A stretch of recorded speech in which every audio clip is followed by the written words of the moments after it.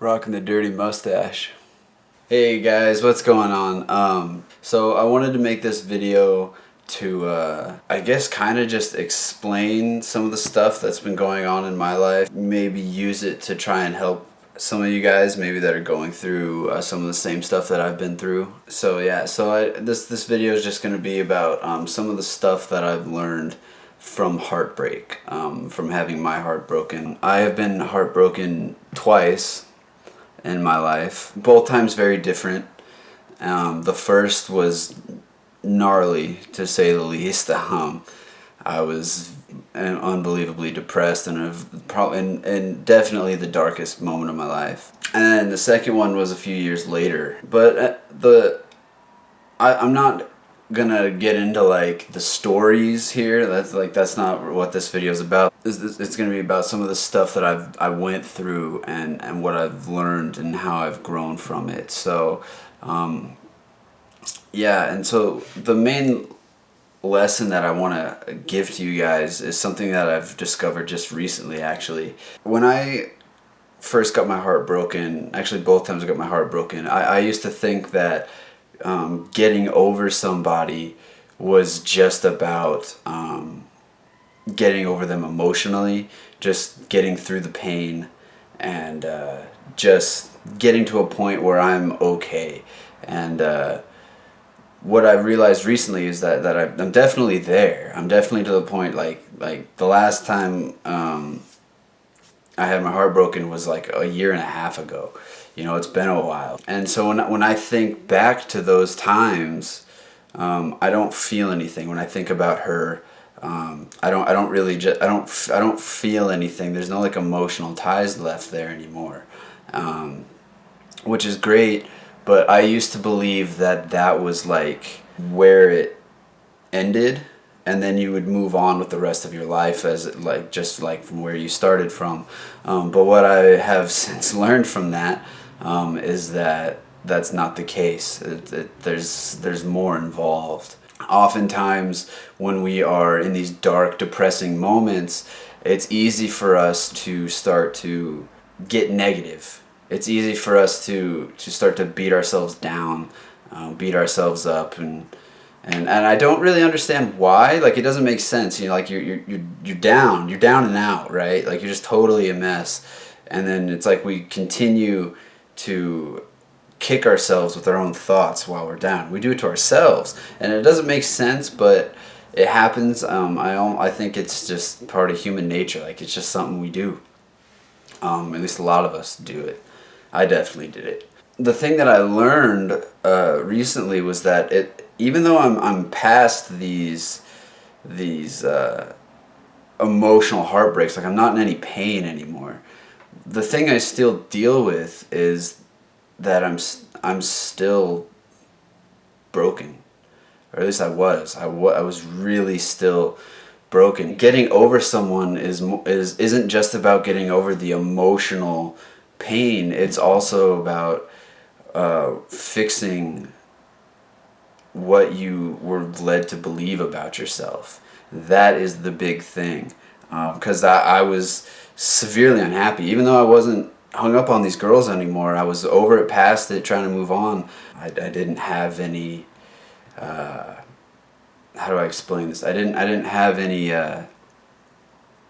love for myself anymore, because for me personally, what happened to me was that I thought that the reason why these situations didn't work out with these girls was that I wasn't good enough. They left, and it was a lot of it was their fault, and I knew that and I recognized that, but there was still a big piece of me that believed that if I could have just been like a better man, if I could have been better, they would have stayed.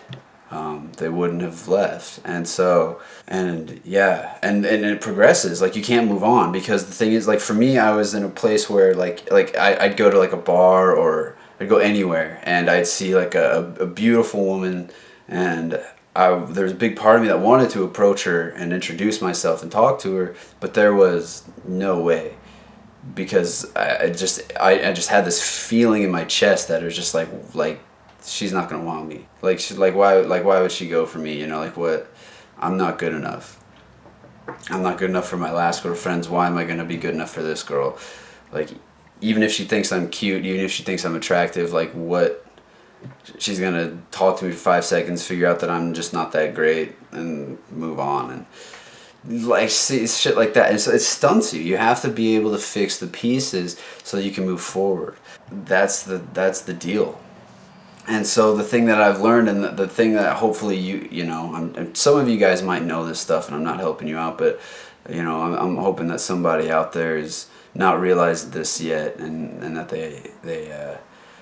they can realize it themselves. And so the next part I want to get into is talking about steps that I've been taking to progress, if that makes sense, to fix these broken pieces and actually get to a point where I'm like happy and content with myself. I think it starts with a conversation with yourself. Forgive yourself for the way you've been treating yourself for the past however long it's been. And I'm telling you, that was one of the things that I did.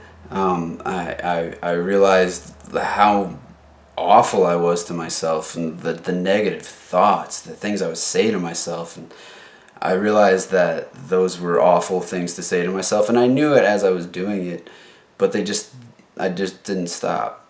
And so what I had to do was, you gotta stop doing that and forgive yourself for that. And I'm telling you, once you do that, there's like a big relief off of your chest. Like, the feeling is so nice. You basically say sorry to yourself. You're like reflecting, looking at yourself. You say, like, I'm sorry for the way I've treated me, like the way I've treated myself. And then at the same time, you get to forgive yourself. It's like a two-way conversation within yourself. It's kind of weird, but it makes sense once you do it.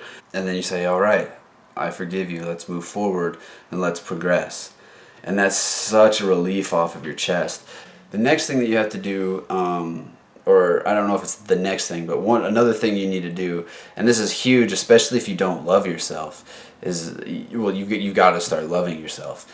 And the way that I've gone about that has been to look at my actions, my past, the things that have gone on, and I noticed that the thing that I do and a lot of people do is, especially when you're broken and depressed and you're beating yourself up all the time, is when you'll go back into the past and you'll think about just like stupid stuff that you've done, or all the reasons why you are like a piece of crap, all the reasons why you suck.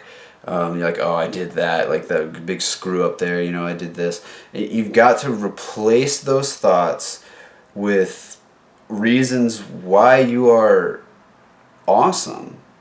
Like, reasons why you respect yourself. Look into things that you've done. I remember one of the things I looked into was I was like, I don't think I'm a brave person. I was like, I just don't think I am. And then I remember I looked back and I was like, what the fuck am I talking about? I am so brave. I am so strong. I like the amount of times I've had to do something that literally scared me, that I've had fear staring me in the face, and I pushed through. Like, how can I not be brave if I've done those things? There's been times where I've been a coward and I've ran. You have two things. Everyone's got both. Everyone's got things that we've ran from. Everyone's got things that we didn't run from. We faced it head on, right? And you get to choose which one you think about. And if you're gonna sit here and self-loathe all the damn time, like, you can't do that. So you've got to. This is the whole part of forgiving yourself. And when you say sorry to yourself, you're saying it in a manner of, I'm gonna really try not to do this ever again. Another example I have is that I really respect myself for holding on to my values. As tough as life has gotten at certain times, I never gave up on who I was. I never let my values be pushed to the side. But you've got to learn to pick up those pieces, forgive yourself, and do that. And you're starting the process of actually healing. You see, the emotional part's gone, but you've got to heal. You're still broken, man, and that's a thing. Until you address those beliefs that you developed about yourself from those past relationships, you're not going to go anywhere. You're not going to move on. You're not going to be able to find love again. And because if you don't respect yourself, how can you expect somebody else to respect you? You've got to build self-respect. And you know, I might be giving you these examples, and then you're sitting there like, well, I gave up on my values, or I've never done something where I've been brave, or whatever. Then they don't focus on those. You know, this is why I'm talking to you. Focus on something that you have done in your life that you genuinely respect, that gives you a sort of self-respect, that you're like, damn, that took a lot of work and a lot of heart, or that, you know, that was dope, that was all, like focus on some good stuff, positive stuff, and you can build from that. Set the foundation there and build from it. Once you start to put all of these things together, you start to get to a point where you really do start to respect yourself, and you start to love who you are more.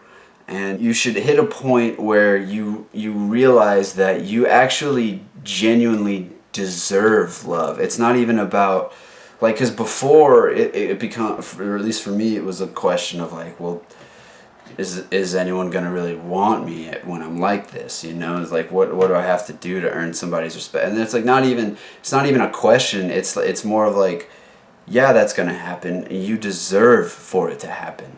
Like, with all the shit you've gone through, and the fact that you are still awesome, the fact that you are still here and living life and doing good, is like, you have earned that right to deserve somebody.